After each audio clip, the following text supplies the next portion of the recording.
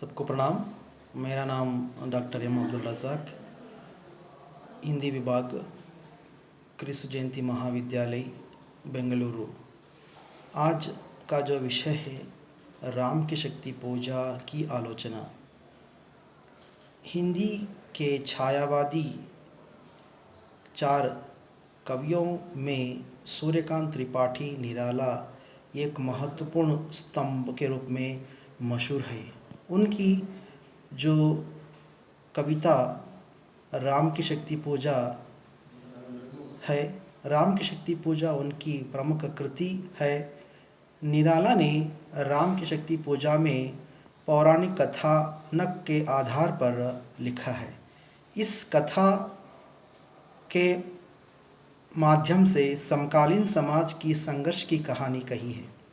राम की शक्ति पूजा में एक ऐसे प्रसंग को अंकित किया गया है जिसमें राम को एक अवतार पुरुष ना मानकर, अर्थात भगवान के रूप में ना मानकर एक वीर पुरुष के रूप में दिखाया गया है।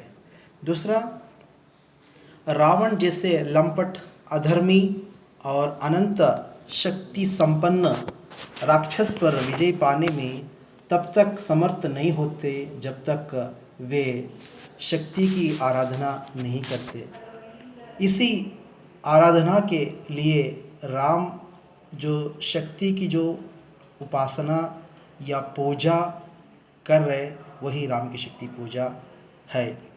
आगे राम की शक्ति पूजा में राम शक्ति की जो पूजा में लीन हो जाते हैं। इस सूर्यकांत त्रिपाठी निराला ने इस कविता में ख़ास तौर से वाल्मीकि रामायण और स्वयंभू का पाउनचरू और बंगाल में लिखित कृत्तिवास रामायण और मैथिली शरण गुप्त की जो साकेत और तुलसीदास का जो रामचरितमानस, इन पूरी ग्रंथों का जो सार इस कविता में देखने को मिलता है। और इस कविता में जो ख़ास तौर से 1936 के जो समय, भारत आज़ादी का जो समय चल रहा था, उस आज़ादी की जो समय की पूरी गहराई के साथ इस कविता में देखने को मिलता है। कथा राम की कही जा रही, लेकिन इसके माध्यम से लोगों को जगाने की बात सूर्यकांत त्रिपाठी निराला ने इस कविता में की। और राम एक भारत की एक आदर्श पुरुष के रूप में दर्शाया है और रावण अंग्रेज़ों के आदर्श के रूप में, अंग्रेज़ों के प्रतीक के रूप में दर्शाते हुए अंग्रेज़ों से लड़ने की बात, जैसे आज़ादी के लिए हमें लड़ते हैं वैसा अंग्रेजी लड़ते हैं, उसी प्रकार यहाँ राम एक आदर्श पुरुष के रूप में भारत के नागरिक का, भारत के एक भारतीय के एक प्रतीक के रूप में इसमें दर्शाया है। और इस कविता में जो 6 महत्वपूर्ण स्तंभ को क्या कि देख सकते हैं। इसमें राम की शक्ति पूजा का जो मूल उद्देश्य पर प्रकाश डाला जाए तो इसमें राम